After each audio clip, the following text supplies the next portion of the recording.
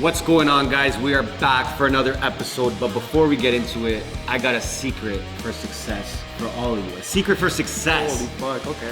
Listen, doesn't matter how much you're grinding out there, fucking lifting weights, working out, you need to recover. Recovery is key, no? Yeah, I'd say so. And lucky for y'all, we got all the recovery you need right here, all right? Full send subs, vanilla. This is actually my favorite one.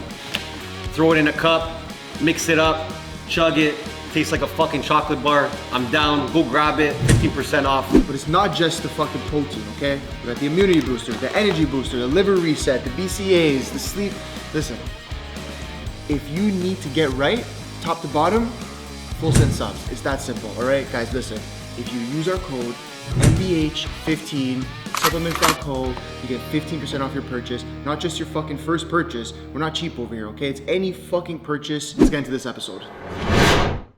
They know that I go flip mode when I bust the rhymes. Man's on a different thing, man, I told him 100 times. I did a bunch of crimes, and none of them were done for the vine.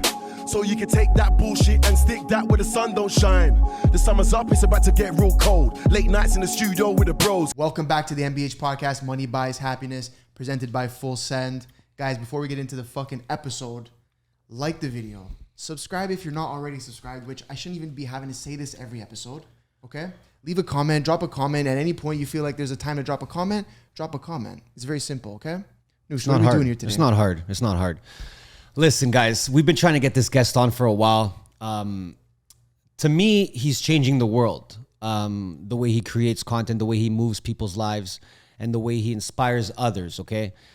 He's got, I think, over $1.5 million on Instagram, 2 mil on YouTube, 10 mil on TikTok. Jeez. Yo, MD Motivator is here with us. What's up, made brother? it. My guy. How you doing, man? Thank you, boys, for having me. I'm excited for this episode. Of course, man. Like I said, we've been trying to get you on. I know your schedule is fucking crazy. You're all over the place creating content. Like I said, changing people's lives. For anyone that doesn't know you, Yes, sir. you know, I would love to hear how you started off with creating content and the purpose behind it. So let's start there. Sure. Yeah. So to anyone that doesn't know, my name's not MD Motivator. It's Zach. I'm from Windsor. And I guess the fastest way to share what I do or why I started what I did. In January 2020, I started medical school in Australia, in Sydney. And my goal was to be a doctor. So when I was 18, I failed out of college and was kicked out of my house. And so a lot of what drove me at that stage of my career or life was extrinsic motivation of letting people down and trying to prove people wrong. And don't get me wrong, that's good motivation, but that wasn't at the core of my purpose. And at that point, I was blind to that. So fast forward like 6-7 years later, after failing out of college, I was in medical school, which is like the ultimate way of saying like, fuck you. Fuck you. Yeah, Right? Yeah. But I've always wanted to help people as well. So that was at the core, but the other part was obviously still there. So I get there, January 2020. And then when you say 2020, everyone Of course. Yeah. smiles, but they're not smiling. Yeah. They're not smiling deep down. They're not. Right. So COVID happened. And when I was in Australia, I couldn't like go out, couldn't make new friends. I couldn't go back home. I went through a 6-year relationship breakup. So the 6 years before that, what really drove me, like I said, it was I want to help others, extrinsic motivation, and my girlfriend at the time, who believed in me more than I believed in myself. And I feel like we all have that person in our life that's really important. And when I lost that, I lost like my identity and my happiness at the time. A week later, I was playing basketball by myself, with a couple of friends, but no contact. I tore my ACL and needed knee surgery. So I couldn't like work out or do sports because that was like my outlet and my therapy at the time. And then medical school was challenging. So it got me to like a culmination of just a breaking point. Yeah. And it was a June of 2020. And I was going for like this like run or like slash walk because I couldn't run at the time. Yeah. In like the busy intersection of Sydney, Australia, that's like downtown Toronto. And these businessmen and women or men are walking by, and I just started hysterically crying. And that moment was like 3 in the afternoon. It was like 2:45. I'll never forget. And I just felt invisible, alone, and just like never so empty in my life, to the point that I recognized that, okay, this is not right. I need to do something and speak up or just get out of this hole before this hole gets too big.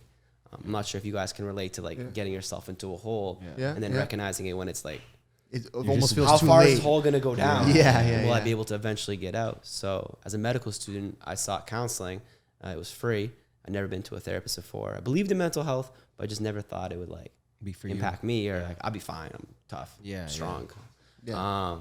So they said to journal because I overthought a lot.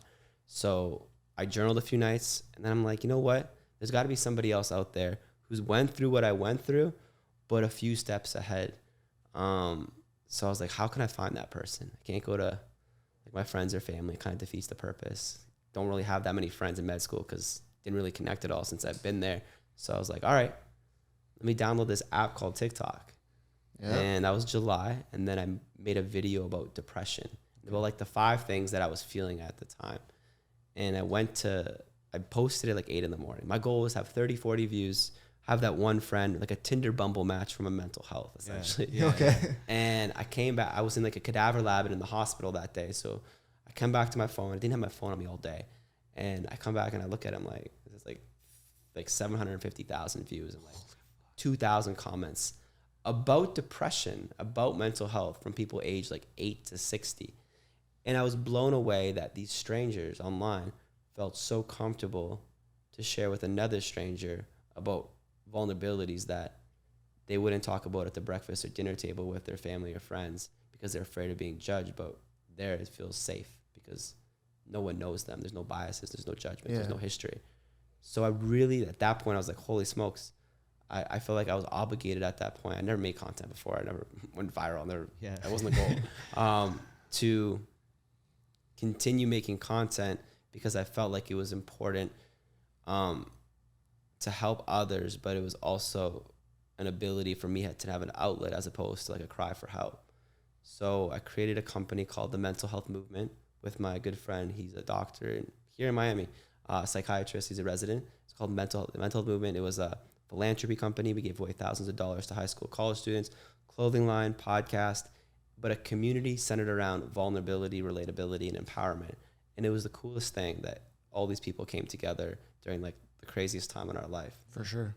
And after starting that and doing that for a couple of months, I really just fell in love with the community, the building of that. So I was tossing back and forth. I'm almost halfway through med school now. And I was like, do I continue on this path that I can do, but it's not like the end all be all for me, but I'm not like flopping out. Yeah. Or do I pursue something that's a lot more ebby and flowy, but it feels like it really resonates with my heart and I get excited to speak about it and do things on it. So I called my parents. I told them, sort of like when I was 18, when I was kicked out, right? I said, I'm moving back home to live in the basement to make TikTok videos and quitting medical school. Damn. That's essentially what it was. It was a better pitch. Yeah. But like essentially, how did it go when you told your parents that? Not good, not bad. The beautiful thing was it was COVID, right? They haven't seen their son in 2 years. Okay. So their heartstrings were kind of pulled as well too. So I was very fortunate that they were accepting of me. Good timing in a way. It was great timing for that. Yeah. So August of 2021 is when I moved back home to Windsor. And end of September is when I started making I would say my first real video of the content that I wanted to create with my friends. So when I was in college, I played basketball. His name was Patrick Glass. He's my videographer now full time. And he reached out to me and he's like, I love what you're doing. When he knew I was coming home, he's like, for 6 weeks, I can help you full time for free. Not bad. That never happened. That no videos would ever happen because he just full time helped me out with everything. Wow. So we made the first video when I came back home to Windsor, Ontario, Devonshire Mall. The sign said, your vaccination status won't change how much I love you. I love that one, by the way. That was at a time where it was a tough time in Ontario, bro. Yeah. It was needed. When you did that, that was in the midst of all the smoke. The tension. Yeah. I know. Yeah. And it was very polarizing, but it wasn't about polarizing. It was about unconditional love, right? Yeah. And overnight, that video had 20 million views. And that was the first video I posted that I felt like that would be the one, to start trying something. Yeah. I didn't know what direction this was going to go. I didn't know if it was going to work. Yeah. I just felt like it was right. Yeah. And I was like, okay, Patrick, maybe we got something here.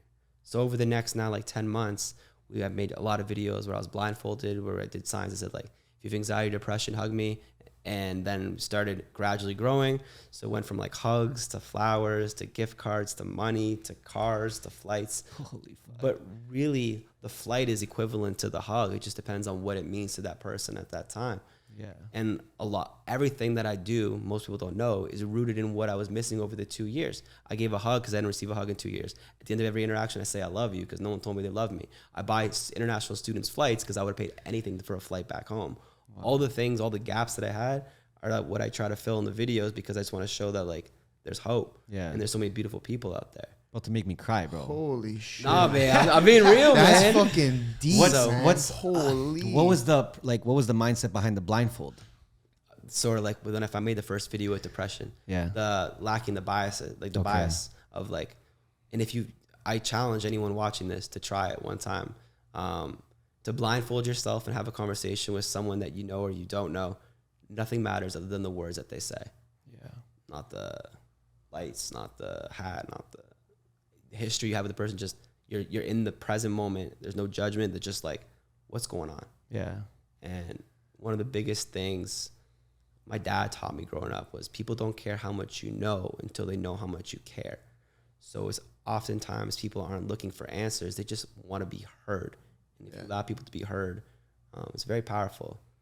Yeah. And people shy away from these conversations because they feel like when they hear this, they have to fix it. Yeah. But oftentimes people just don't have the outlet to express it out. And if you had that outlet, it's good. Yeah. No, so you have to have different listening ears. Yeah. That was really when you did the first hug one with the blindfold, were you like overwhelmed? Like you're just standing there, people coming up, absolutely hugging? Terrified, bro. Really, eh? Even today, I made a video yesterday. Every time I film, I'm always got sweaty palms. Really? Even right now. But if I'm not nervous, if I'm not like that little bit of the fight or flight reaction, then that's where the passion kicks in. I'm living, man. And you're not kind of stretching and reaching for new things and trying new things. That's insane. I'm curious. I think we asked you a little bit off the pod, but right now your team, what does that look like? Because first of all, like he said, what is it? Over 1.5 million on IG, 2 million on YouTube, 10 million on TikTok. First of all, I guess, how often are you posting? Mm-hmm.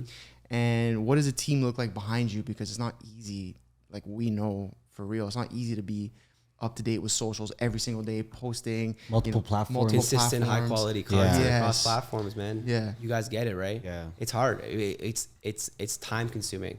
So I'm fortunate, like I said, when I first started for the first 6 months, Patrick would record it, but I would edit all my videos. Okay. I was never in a position to like financially compensate. Bro, I was broke ex-medical student. Like this is like, what were you, sorry to cut you off there. What were you doing for work at the time? Because you weren't making like any money off that. Yeah, that's fair, man. I wasn't. I was still, for the first few months, I had so much like blind faith or delusional optimism that this was going to work. I was still pulling from my freaking medical student loans. Wow. I was like, this is going to work. This is going to work. This is going to work. Yeah. I don't know when the wall's going to break, but I just knew, because I had traction even from the beginning, not the same that I have now, but I knew that you knew it was working. Something was working. Something was working. That nothing worked like that before in my life. So, Okay, sorry. Back to the team. Yeah. So the team. So Patrick now fortunately he films and edits the videos. Sweet. I still do all the posting, but in terms of like the day to day with brand deals, sponsorships, meetings, I have a team. It's called OneFluent. Okay. They're based actually out of Calgary in Canada. Oh. Cool.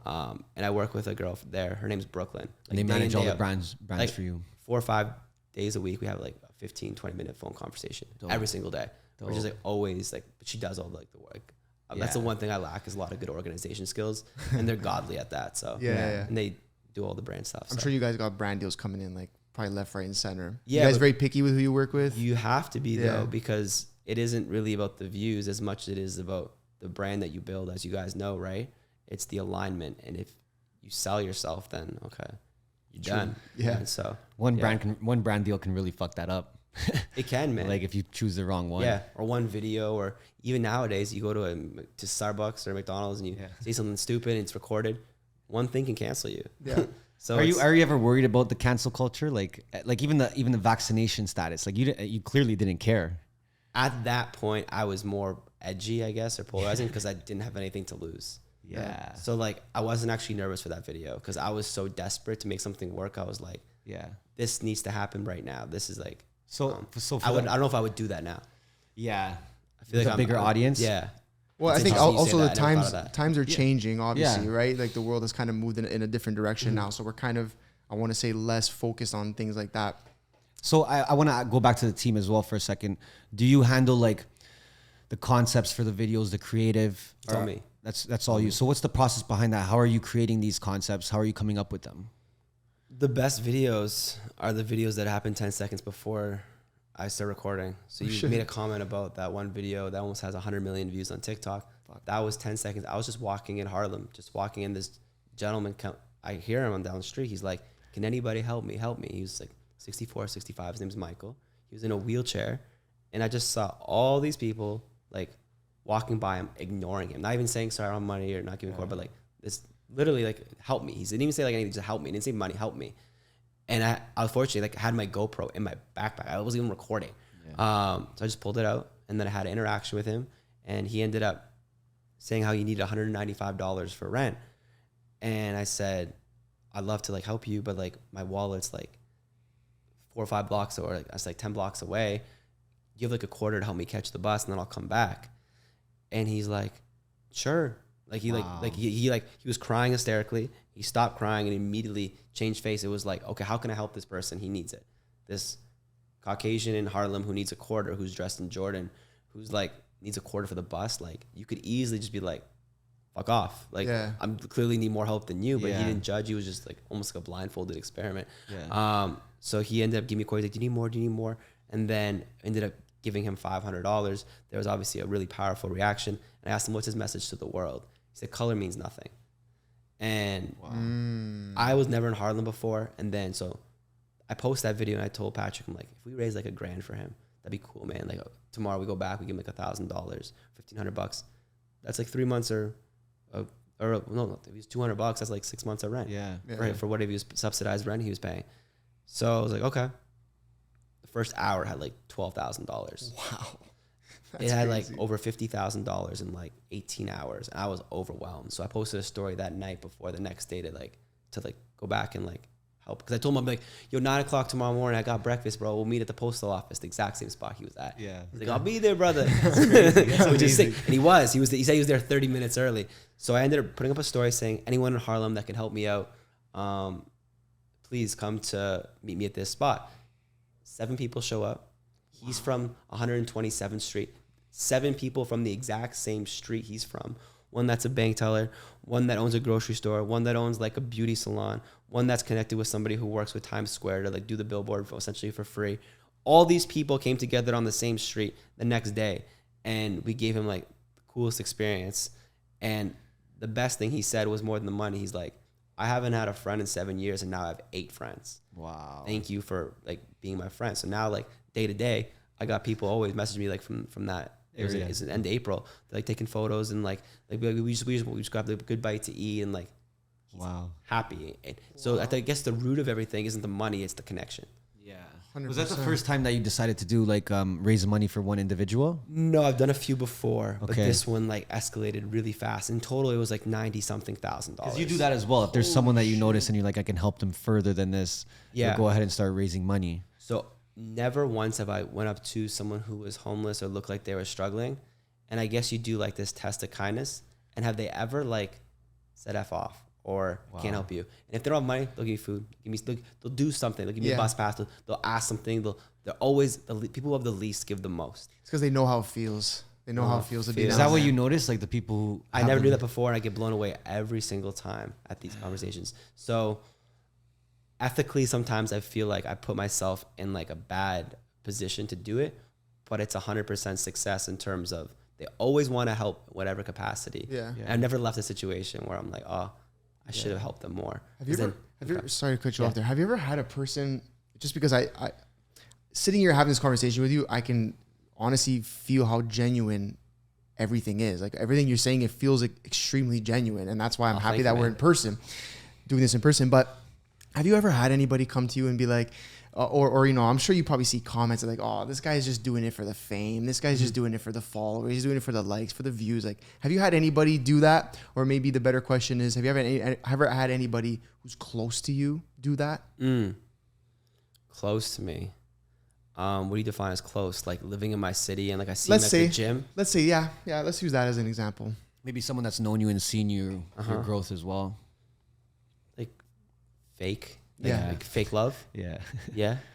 In terms of the comments, of course, like to get millions of followers that much in like the short period of time, it's not all love. And I never had experience like that. So like you guys probably see it too. You get 100 comments, but if it's one negative comment, that's the one you're looking at. So you focus on, yeah. love this. It's like, why the you whatever. Yeah, And then yeah. you're like overthinking that one thing. So yeah, but my goal with like, if you read my bio, it says trying to make love and kindness cool, kindness and love cool. Because I feel like if I was a girl twerking, if I was a guy pranking, if I was doing something with flexing, or I don't know, whatever it is, no one hesitates. Like, you'll like it, you'll comment, you'll share it. No one says, oh, you're doing it for the likes or the shares or the comments or followers then. But when it's something you're doing good for someone else, everyone's jaded, everyone's skeptical. So true. It's so true. Facts, man. So I want to change the way we see that. And if those people that are commenting those things, those are actually the people I'm trying to hit. Yeah, To change. it's true. And over time, I try to make the videos less about the money. So if you ever notice, I always try to ask them where they're from, what's their name, what's their message to the world, like deeper things. And then if they're in a difficult situation, to crowdfund, to use like the internet as gasoline to the fire. Yeah. So Yeah, you can't let that shit get to you. When do you really. think? When do you think we lost? Like, where did we lose that? Like, kindness is cool, because we've had conversations about this where, like, yeah, of course, on our side, same thing. We're trying to grow a channel, grow a community, and do good with the audience that we're building. And obviously, yeah, same thing. We get the hate comments here and there, and we always try to wonder, like, when did it become cool to like hate on people? Like, why? When do you think we've lost that? Like, or maybe how? yeah, well, think about like when you wake up the morning after like drinking, right? Like, oh, my head hurts. Oh, I have to do this. Oh, I have all these like negative, or the news. You listen to it, it's all negative. Yeah. We are much more, I guess, programmed to gravitate towards negativity, but we are much more appreciative of positivity, right? Yeah. So I guess it goes against like the human nature, which true. is sad but true to Yeah. say, Yeah. because we all have it and it's contagious when we do feel it. Yeah. So when did we like stop? I don't know if we ever stopped or started, but I feel like obviously the last 2-3 years, everyone got in their little bubble. Yeah. It's much safer to like order Uber Eats, tell them to leave it at the door, as opposed to interacting or going to a grocery store, and just stay in my little safe bubble, safe, no sweaty palms. Yeah. And I feel like that's the biggest thing as humans is our connections to others, because we are all the same. We all go through different experiences, but if you have a continuum of emotions, we're all the same. Yeah. And I feel like once we like allow ourselves to be vulnerable to share that, we recognize that like you're not any much more different than I am. Yeah. Well, I like that point you made though about like, yeah, order Uber Eats, you leave it at the door, no interaction. No pressure. There's no pressure, no stress. Yeah, but like even But then it puts you in that place where when you finally get out there, How much better do you feel after you do this, something that puts you outside your comfort zone? oh, so much better. That's the best feeling in the Yeah, world. right. You're like on a high after. Exactly. So why do we stop? Why do we stop that? Comfort. Yeah. How can we stop like staying in the comfort zone? Yeah. What do you guys think? What are your I mean, thoughts? for us, like, and this is something I was going to ask you as well, is about the traveling. I think that was huge for us throughout the pandemic. Huge, And we huge. traveled right away, man. Like, cause we knew the kind of negative impact it could have just staying at home. Oh, yeah. In our basement, just working, not thinking about anything really. So I think traveling for us was huge in that sense, of getting out there, seeing different parts of the world, seeing different people. Canada was a dark place for a while. So like, I don't blame people for being in their comfort zone there. But like, I think travel was huge, and taking risks as well. Like you said, when you do something uncomfortable, it's scary at first, but once you get it done, you're like, damn, I'm so happy I did that.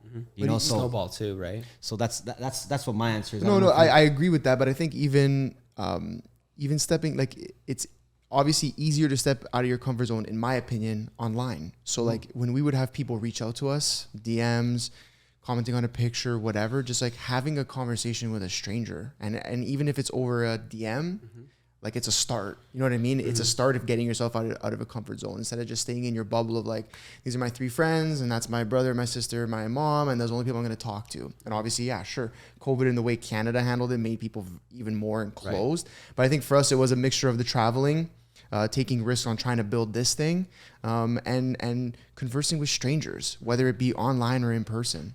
I think even when you mentioned journaling, that's huge, because it's getting your thoughts out there, you know? And I think a lot of people just like lock their thoughts in their brain and they try to hide them, try to forget about them. But for me, even journaling was huge. I think a lot of people underestimate the power of that. And we did a lot of things different. Like during the pandemic, everyone went work from home. we had our team still coming in like 2 times a day if they felt comfortable and wanted to come. So keeping the human interaction, you have to, right? And being different, ultimately being different, doing things different, not following the wave, right? Like, as you know, for sure, you know, like during the last 2 years, we were in a place where it was like, if you don't follow these rules, like you're not a good person. You're this, tough, you're man. that, right? It was really bad in Ontario. Like my parents are from, like they stay here. And like when I was in Australia, fortunately, most of the time, COVID was not a thing. Yeah. But my parents told me stories about like their neighbors or shit, the neighbors. Yeah. Or just like people in the community and just like how, it was bad, man. It put people in a place where they didn't want to speak about things. They didn't want to act genuine. They just wanted to act based on this rule book that was set. The norm. Which was the norm, which is not which was a normal. which was very not norm. But I think that, I think depending on where you lived, obviously there was different things that happened. But I think the pandemic really put people in a dark place. And I think people are still in that dark place. But I wanted to know even from you, how you started taking things on the road and how that helped you, what you learned from that and how that ultimately affected your growth as well. I guess so. I went to Mexico for Christmas this past Christmas, which is amazing. Shout out to my parents for setting it up in Playa del Carmen. Let's go. The goats. Yes. And at that point, I had a videographer full time from September to December, but now in Mexico with no video guy, how do I make videos? Yeah. So before I left, I went on Kijiji and bought a GoPro. Dope. The same GoPro I use today, a Kijiji. That's amazing. GoPro 9. And I was like, all right, I got to figure out how to like film these things on my own. And like, I can't do hug videos because it's a GoPro. Yeah. How am I going to film a video? So when I went to Mexico, I kind of like tried to make videos. It didn't really work. And then I started, I'm like, you know what? Let's do some cool experiences. Because I never did anything else at mental health. So like, ask a stranger to go skydiving. Dope. Take a taxi driver to the cenotes. Go parasailing with this Italian dude. Yes. And just, you see Yes, I saw them. Yeah, amazing. Stefano was his name. Yeah. Shout out Stefano. Shout out Stefano if you're watching. So it forced me, again, outside my comfort zone to figure out new ways to create where I wasn't dependent on just one style of content and my videographer. So then I was like, okay, now how about when I go back home, because I did that for like 6 weeks because I just ended up staying because I loved it so much. I was like, how about like now we combine like the camera with the GoPro, or we combine experience with like mental health or experience with crowdfunding, and just like maneuvering around so it wasn't just the same thing again and again, which then allowed me to really grow because I wasn't just niching myself into depression and anxiety. It was, like I said, kindness and love, which is like universal and so encompassing. Yeah. So that just took me from like, I don't know, I was like at 3 million on TikTok in January, and now I'm like at 10. Instagram, I was at like, I don't know, like 500,000. I'm like 1.8 and then YouTube just, people come up to me like, oh, I love you're a YouTuber. I love your stuff. I'm like, I just repurpose it onto YouTube. Yeah. I actually never go to YouTube. I never respond. I just it's just there. Throw it there too. Yeah. But yeah, so it's like, it's amazing that YouTube, for people who are like looking to grow in social media, shorts is the play. Yeah. And then we were saying before, like getting really good titles for your videos, because that's the way. I'm curious, the crowdfunding aspect, how does that work? In terms of what? Like in terms of like, okay, you decided you're going to help a certain person or whatever. Mm-hmm. What platforms do you use? How do people donate? Like, what is that? How does that whole situation work? So when I go into a video, I never go into it thinking, okay, we got to make a crowdfunding video today. Okay. I go into, if it's like a money video or an experience video, and I give like $500 and they say, this really helps a lot because, okay, I'll just give it a perfect example. So I was at Goodwill maybe like 4 or 5 months ago.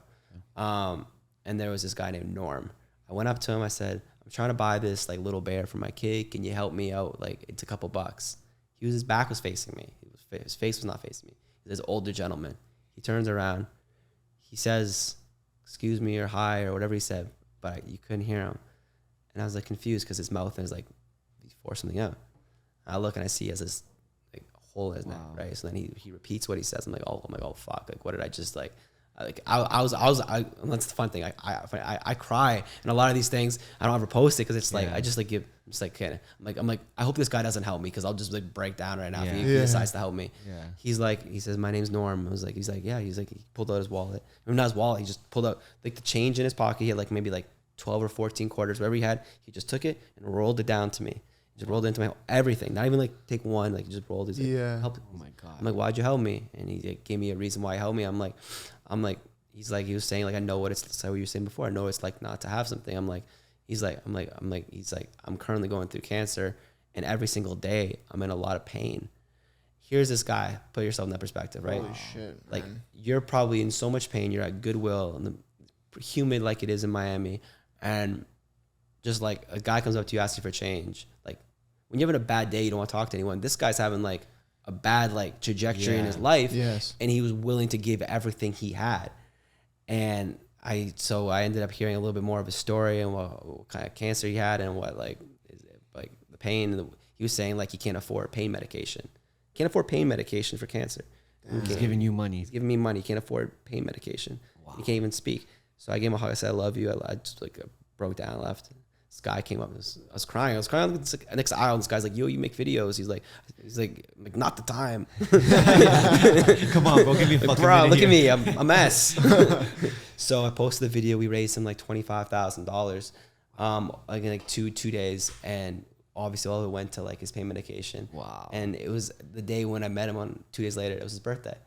Wow. And like all these things happen in my life. I'm like, what are the odds? What are the odds? I'm like, the odds are really high if you listen to your intuition. Like, Yeah, follow your gut. Follow your gut.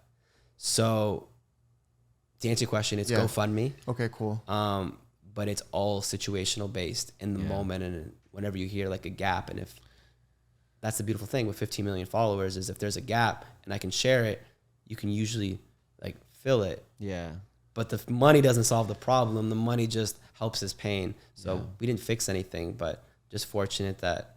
Yeah, but you're giving a helping hand, man, to somebody who needs it more Like than you said, ever. just a friend too, like the other guy, right? Yeah, it just really puts in perspective how grateful I am for the life I have on a I daily. mean, you probably look at the world in a completely different way now. Way different, bro. From all these interactions, right? Every story, man. Yeah.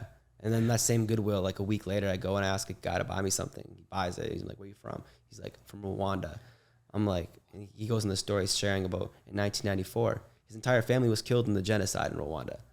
And he was the only survivor. He moved to Windsor. Here he is in aisle 3 looking at like kid socks. You would never know if you look twice at this guy that he's part of history. Yeah. And it's just like everywhere you go, there's stories. Yeah. But we're so caught in like, I got a headache because I'm hungover. I need a coffee. Why'd they give me soy when I asked for almond? That we miss these things because we're caught in a thing, right? So my biggest piece of advice is to connect with strangers like you guys do and to speak to people as if they're going through something because you never know what someone's going through, no matter how happy they look. Yeah. That's crazy, man. And that all starts with, like I'm saying, conversation. Like I was saying earlier, right? Like just conversing with people because you just never truly know someone's story. And I think the issue people have is they think that a lot of times if they're going to try and go converse with a stranger, that it's going to be a negative experience, that person's not going to want to talk to them. Mm-hmm. Speaking for myself, I think like 90% of the time I've ever tried to speak with a stranger, they've been totally willing to have a conversation. Right? Absolutely. Obviously time and place, right? Right. You don't have to be, it's not stupid. You can realize if someone's in a hurry trying to do something, whatever. But even then, they'll probably still be willing to have a conversation, right? People are lonely a lot of the times. I think people forget that. So just, whether it's your server, how are you?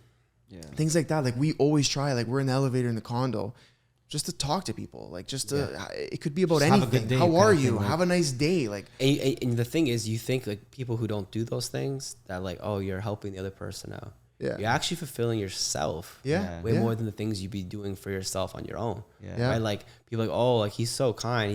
He's so selfless. I'm like, actually, it's almost like selfish to be selfless because I'm like, I never felt more full in my life and like When you're happy. giving. Right. If you can come from a place of like a full cup, like a year ago or 2 years ago, if I tried to do that, I couldn't. I would be drained. And but like when you're, I mean, you're inspiring like a lot of people, either A, to create content that you're creating, or B, to just be kind. Sir. How do you feel about all that? It's really cool, man. I don't know, really. I feel very fortunate that it's worked out. But the coolest thing is when you get messages of like moms or dads saying every night before bed, me and my like 8-year-old son or daughter, we like watch your video because he really gets excited to see the kindness in the world. Crazy. Like to know that I can never have that effect in like real life compared to like a video. Using So social. did you ever see yourself in a position like this? Of course not, man. I thought I'd be doctor? in medical school, drinking too much caffeine in a library the rest of my life. What are your parents saying now? From like the time they see you, I'm so happy now, man. you're in the basement. Now you're not in the basement. No, man. Started from the bottom, right? Started from the mama's basement. No, they're happy it's working, but they're actually happier that I'm like happy. Yeah. I say every day, I'm like, I feel like I'm 8 years old again. Yeah. I feel like I'm just like happy to be alive and excited for the day. Do they know the extreme kind of depression you were in when you were away from home? They don't Not really. They don't really know it. I share snippets, but I still haven't really fully shared with them. Do they ever say like, hey, why are you doing this? Like, why did you decide to do this? And I share the reason, but I never really go into like the deeper, I guess, like darker spots, because one, it's not relevant anymore, and two, I didn't want to ever like worry them. Yeah. Especially from the distance that I was. Man. They couldn't do anything. Yeah. So there's nothing worse than like someone you love going through something and not being able to help them. So I didn't want them to feel like that. Yeah. And do they, would you say like, do they fully understand what you do now? Because even for us, we try and explain to our parents, like, this is what This the is what's on podcast is, and this is TikTok, what on we're doing YouTube, on yeah. TikTok. Oh, no. My mom and dad understand, but strangers like, oh, what do you do? I'm like, I make videos. They're like, oh, well, how are you for our wedding to do the videographer? I'm like, all right, great. I just leave the conversation. It's too complicated, man. Imagine you're just there filming a wedding too. MD Motivator, doing weddings. I'm curious, and we were trying to figure this out yesterday, actually, when we were watching some of your videos. When you're going up and you're using the GoPro, is it right there on your chest? Can people Oh, wow, see you it? want me to give away the sauce? Stop. If you're willing, if you're willing. Yeah, man. It's Yeah. surprising. It's Is it hidden? Where's my backpack? Pass me my backpack. Do you want to grab it? It's in my bag at all times because I never Yeah. know when I run into people. I'll show you. That's crazy. But it's a GoPro with like a strap, but I'll wear a black t-shirt and I'll wear my backpack on.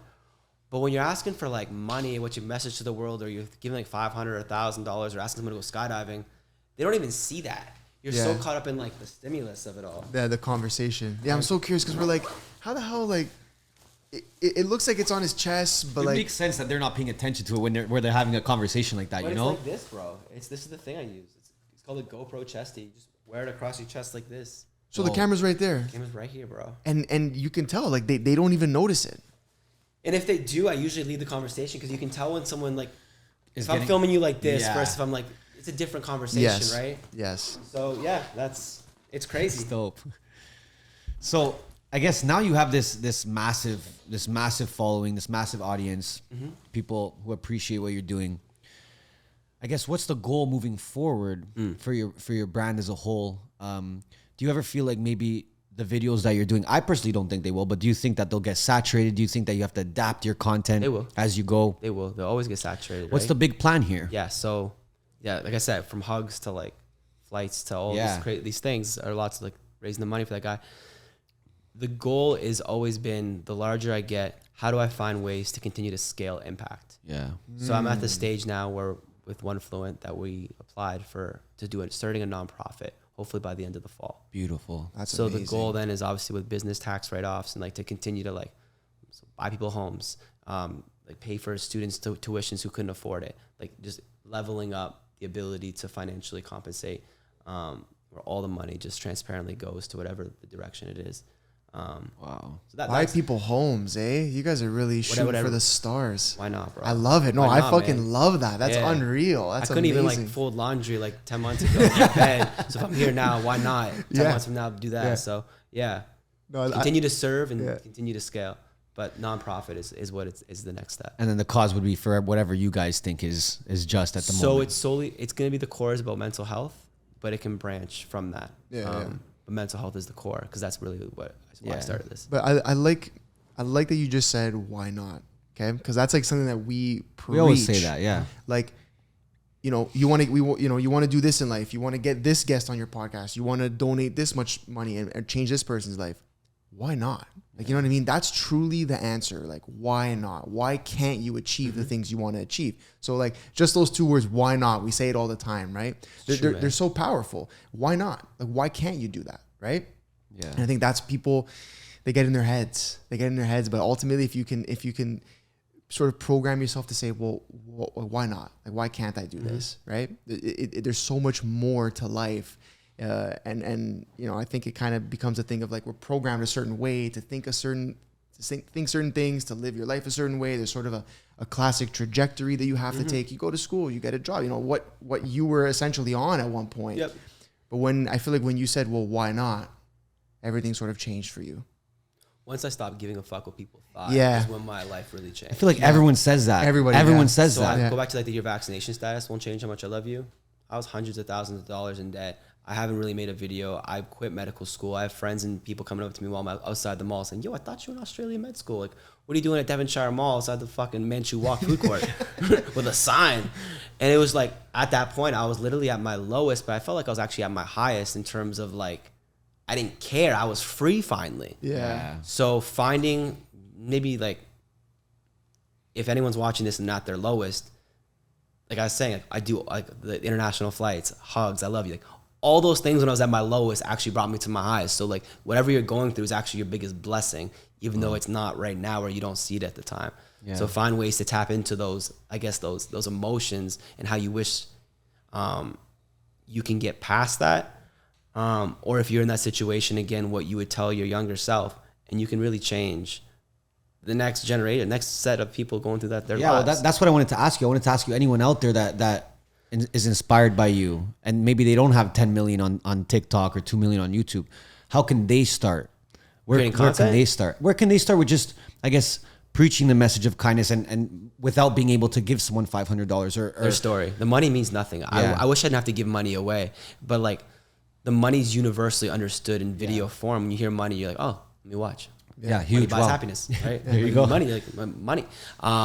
It's a medium in which allows me to connect with strangers and hear stories. Yeah. That's very like viralable. Yeah. Viralable. So you don't need money. Like I said, blindfolded hugs. Like I got more attention then when I was given, when no one could see my face, than I do now. But like, I think if you're gonna start creating content or trying to spread kindness, rooting it into whatever that lowest hole was for you and what got you out of that, or what you would tell that self. And your secret sauce is your vulnerability, or your superpower is your vulnerability. And your experience and the losses you had. And it really is, man. Like, Yeah. I'm blessed that I failed out of college. People say, I so proudly say, yo, I quit to like Nonas and like people that are like traditional. I quit med school, I make videos. oh, what the fuck did you Yeah, do? like strangers. I just like straight face them. They're like, what is this guy, crazy? Yeah, man. They're like, when you go on vacation, I'm like, 52 weeks a year, I'm on vacation. Yeah. Like, and they're like, what are you, like, just like blown away. Well, even jumping off that, is there anything throughout your path, throughout the route you took, that you would have changed? No. No, not even the lowest point, like losing that relationship, all that stuff. You think it all happened for a reason? Yeah. Wow. I wish I never went to medical school. I wish I never like finished college. I wish I would have just started this after high school. But like, if I would have started it then, it never would have. It would have been You would the have same. different experiences. It wouldn't have worked. It wouldn't have worked. There's no root. There's no like core. There's no purpose. There's no like fulfillment. It was just there's no like story, It's just nothing. like, all right, I'm creating content to go viral. Then it doesn't work. I'm curious. This is just me being completely just curious on my Yeah. own. You start obviously now gaining some traction. You know, Drake follows you. Shout out Champagne Poppy. Yeah. Drizzy Drake. I'm still waiting for that God's Plan Part 2. Just saying, Legend. man. Like, how do you feel when things like that start happening? Like, what's the whole like? That's cool, what's man. the emotion? You know, like I see you're on Piers Morgan. Like you're on some. I didn't see he followed me. I was at the gym one morning. And my buddy's like, yo, Champagne Poppy follows you. And this is a guy that like fucks around with me all the time. I'm like, sure, he follows me, bro. I didn't even check to see until like later that day, because I didn't want to have like false hope that he was lying. So that's cool. It's really cool. I think one of the best things about social media, we said this before, is the connections and networks and the friendships you make. And that goes back to the why not philosophy. When you see people in a network that you thought you never would have contact with that are doing things, you recognize they're human just like you and me. And you're like, why can't I do that? Yep. But if you don't surround yourself with a circle or an ecosystem of people that inspire you, it's much easier to stay complacent and stay safe. Yeah. So You need to have accountability, people around you that are holding accountability is huge. Yeah. I'm sure your parents start understanding when you're on Piers Morgan. That's more probably like, hey, okay, shit, my son's on Piers Morgan. that's my guy I'm starting there. to understand it now, Yeah. right? Damn, that's crazy. Have you ever you guys chatted, you and Drake, or is it just a follow? Just to follow. I've spoken to like someone was one of his good friends from Windsor before, but yeah. We'll get him, Drake, bro. Come on, man. Yes, sir. Come on, bro. I did a video, what was it, a few days ago in Windsor in the projects. It's called Glengarry Projects. And I went up to like this family's house. Asked them, like, do you want to go to like the arcade and pizza party for free? And like they're hesitant and confused with the GoPro. They didn't see it. And like, fine, they're sure. I'm like, okay, now that you want to go, it's something about you. I want to bring the entire projects So we brought like with Lamborghinis, limos, buses, we had barbers, we had food vendors, and like we brought the whole project to like this crazy experience. Wow. And the song transition was God's plan. Yeah. So I'm hoping that that he sees it. You Yeah. gotta be in the part You gotta two. be in the part 2. So that go back to like scaling impact. Yeah. I could never done that. I wouldn't have the connection. Like, but the coolest thing about that too is like people in Windsor, like 15 other people like my age that just love helping others or businesses came together that day. A guy who had a Lambo, the company who has the arcade, like they all want to help. They want to serve. It's the beautiful thing. Everyone coming together. You're bringing these people together. Nothing to do with me or it's just how can we make these kids like remember this day when they're 70? Yeah. And it was really cool. I gotta ask you because like you've had so many interactions. What was like the most powerful interaction you've had? Probably hard- it's probably tough, hard, question, right? man. How often you cry? The most powerful interaction would probably be the first interaction where I had like a situation where it was like least give the most. So downtown Windsor, October, fall, outside of Pizza sign that said, "Who do you wish you were with right now?" Oh, I saw that one. Did you? Okay. Yeah. So this guy walks by. He blurts out, "My ex." I'm Yeah. like, "What happened?" He's like, "She cheated on me." I'm like, "Okay, how are you now?" He's like, "I'm homeless." I'm like, "Why are you homeless?" He's like, "I gave her the home because she has 2 kids and I didn't want them to go through homelessness or struggle like I have to." And then I'm like, first off, I'm like blown away he said that. And then I'm like, because I have a mic on my thing and Patrick can hear me on the mic, but he can't talk back to me. Patrick, did that guy just like, wasn't he just across the street, like putting change into another homeless man's like Tim Hortons cup? So like 30 seconds ago, he was putting change into another homeless man's cup. He's like, "Yeah, that was him." I'm like, "All right." I'm gonna like ask him. I'm like, Holy like, shit.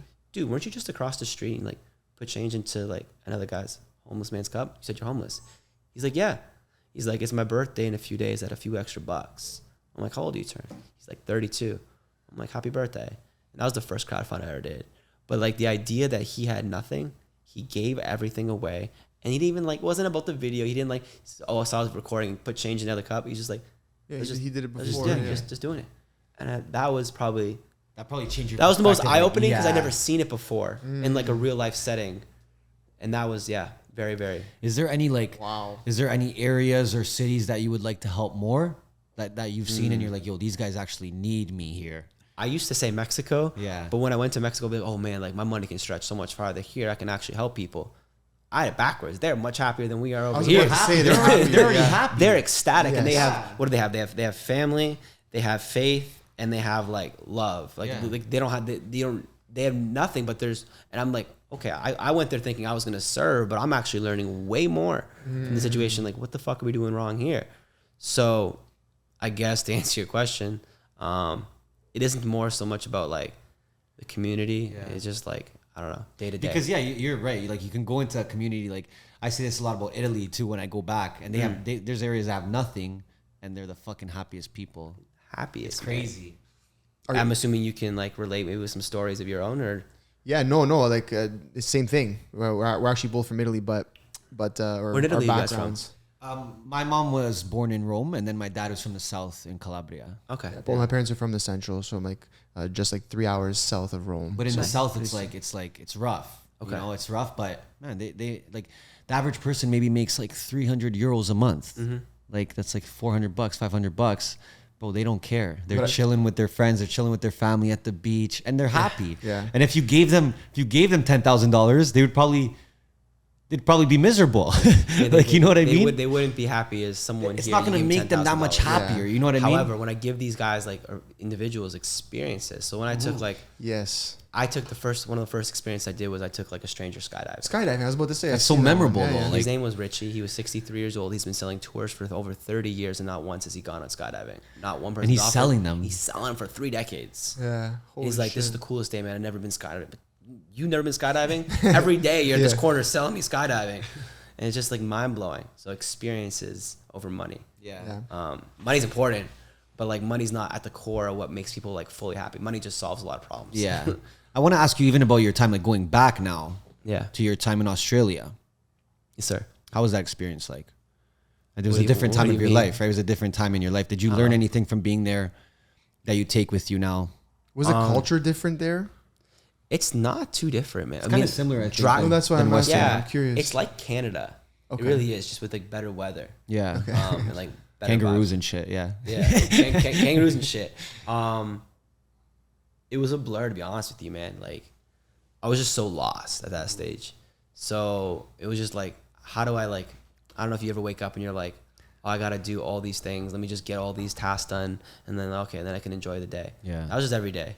It was never like, oh wow, this is awesome. I'm getting to learn this, or I get to experience. I was just so lost and like broken and faking it. And Yeah. it was a bad time, man. If there's anyone out there like, Australia is beautiful though. Like Australia, Yeah. I want to go back for the end of the year because I made some really good friends there. Yeah, But in terms of what I learned, don't dig yourself in a hole that you feel like. well, jumping, you can get out. jumping off that now, like if someone's in that hole, what's the first step that you think they need to take? What was the first step you took? First step is to speak up. First step is to say something. And you said it using TikTok, or you said it to someone? I said to TikTok, but I think the problem is you feel like you have to say everything. You could just say I'm having a bad day or I'm not doing good. You don't have to go into saying like I'm depressed and haven't been able to do A, B. Just say something to someone. Just one thing, because it can really be a great icebreaker, and you'll be very surprised. But maybe you guys won't be, but then it opens the door for them to be vulnerable back, and you're like, wow, there's a connection here. Yeah. We're both going through something that we didn't want to share. Yeah, I mean, even like talking to someone. You even mentioned you went to therapy. You went to go talk to someone. I think that there's still a stigma behind that and attached to that. Bro, I was in the basement library studying in a study group, and the therapy wasn't even in person. It was on Zoom because there was COVID. Yeah. And I was like crying hysterically in one of those little cubicles, but like making sure no one saw me crying, no one heard me, and then right back to studying. But now there's being stigma. through that, like you use that service, and how powerful was it for you? Oh, it was For when anyone out there for a thinking release, about man, doing it, for a right? release, like there's obviously skill sets that you can learn, but like just from like a desperation point of having like a release ability, it's huge, man. Like if I didn't reach out, if I didn't, I don't know where I was like really low, man. Like Yeah. questioning, like what's the purpose? Like stuck, like this is life. Like okay, like all right, am I gonna like stick around? Like it was bad, bro. It was really bad, Wow. and I don't share that often, but like Yeah, man. Do you believe all this happened for a reason, for you to be here? Yeah, it happened for a All reason. your at the all your time. losses, all your experiences, bad times. Yeah, it did. Damn. But Well, I mean, look, dude, look how many people you're helping. Like, it's insane, right? Like, you're. That's why it's like it's a different. I mean, we like to think we changed the world with our podcast, you know. But bro, like you're really out here doing it, you know. Like I can only imagine the type of feedback you get from people. yeah, And there's so many people in a dark place right now. Like right now at this second, right? People Yeah. watching this are in a dark place too. So man, I got to show you a lot of love because there Yeah, was wanna- even times where I was in a dark place during the pandemic and I watched your videos, bro, and I would even message you. yeah, I know. I'd be like, yo, thanks for that, bro. Cause that was, and they're hard videos to do. You're talking about suicide, you know, you're talking about, you used to do that a lot more, right? Much more, man. But they're hard topics to talk about. And I think that, bro, you should be very proud of yourself. Yeah, for real, bro. I want to congratulate you just You for know what what I you've mean? done, man. This is like, it's insane. You're And if you didn't take the reins and say, you know what, I'm going to do this. I don't know if anyone would have done it the way you did it. Straight up. That's my opinion. I think you're making history, bro. Straight up, you're gonna be in the history books for what you've done, man. And that's,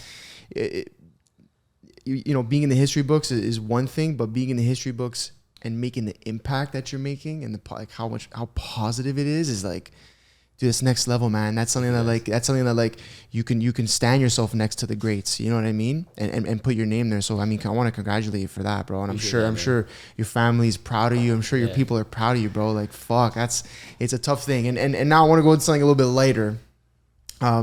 What is a day in the life for you?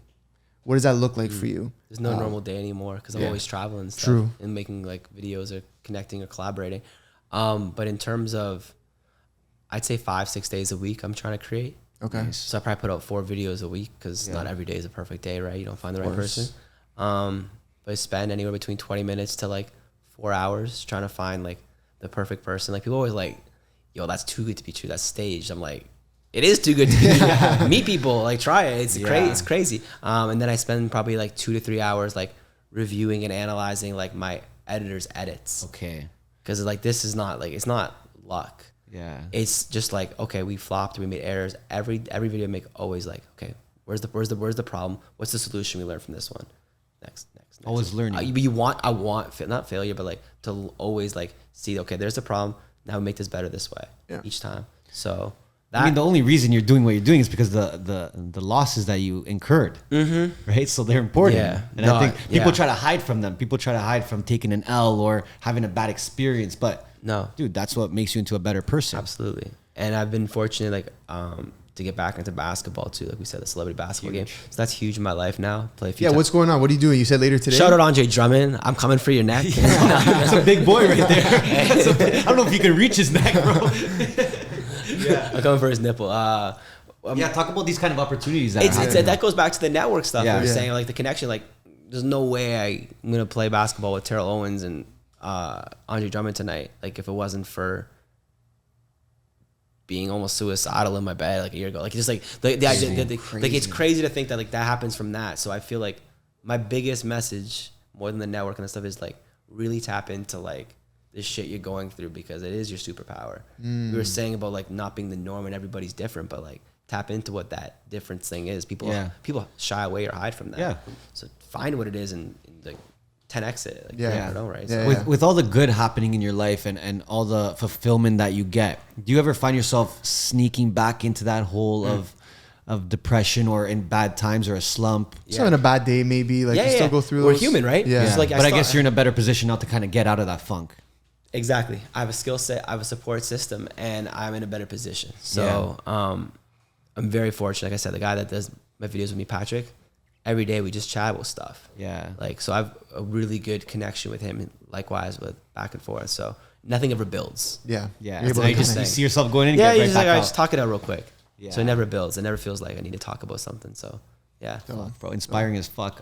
We got to give you the main question now. Talk to me, man. Is it time for the main question? I think you should give it to him. My bro, we are the MBH podcast. Money buys happiness. What do you think of the term money buys happiness? I knew this was going to come somewhere. That I was like, man, why do I keep telling this guy I'm going to do his podcast? He says money buys happiness. I'm saying money doesn't. we want the honest opinion, by the course. way. You speak the truth, bro. We've gotten all answers. Yes. Everything. I guess you heard what Pitbull says about money buying I happiness? love what he said about money buys happiness. That's really like at the core, like if you want to simplify what I believe, like money buys happiness if you give it away. But then it goes back to you need money to be able to give it away, right? Yeah. It's a double-edged sword. So I think money is extremely important, but it is like the foundation of being able to like serve your purpose. Yeah. Yeah, because I know a lot of people that are going through stuff and like they wouldn't be able to get through things if they didn't have money. Like all these relationships or like wives or kids or like when there's more dynamics, like if you don't have money, isn't money like the number one reason why people divorce? Yeah. Like, so number one, to yeah. say money doesn't solve problems is silly, but going back to like Mexico or Southern Italy, like Yeah. money doesn't buy them happiness there. Yeah. So it's, I don't know. It's I think bittersweet. it's very situational. It's like exactly like in Mexico, it's completely in different. a third world country. Yes. Maybe not, but in terms of like being in a first world nation. Well, the thing is, you're literally in a position where you're giving people money, and their reactions are like it looks like pure happiness. But he's also giving people hugs. So let's and be it's real. the same So too. money solves the problem when I give them it for like the solution, whatever that is. Yeah. But I'm always giving money. Usually, people are already happy. They don't fuck. They're giving their last dollar. They're kind people. They have a great message. They're already like True. good. Yeah. Which is like even though they're not good, they're good. Yeah. Whereas if I went to like a businessman outside the CN Tower and asked him for $1, he'd say no, and probably it was worth like a couple $1 million, and I gave him $500, he'd be like fuck off, or like give me like it's just different. Yeah. So I don't know. That's Yeah. the real answer. Yeah. It's a tough question, bro. Really, there's not a right There's answer. no right answer. Yeah. What we've kind of deciphered, because we've asked now over 100 people this question. What we've kind of come down to is two things: A, what you do with the money, and B, how you make it. If you make it in a way that you feel fulfilled, that's the first step. Yes, sir. Now you've made it. What do you do with it? Yeah. Right.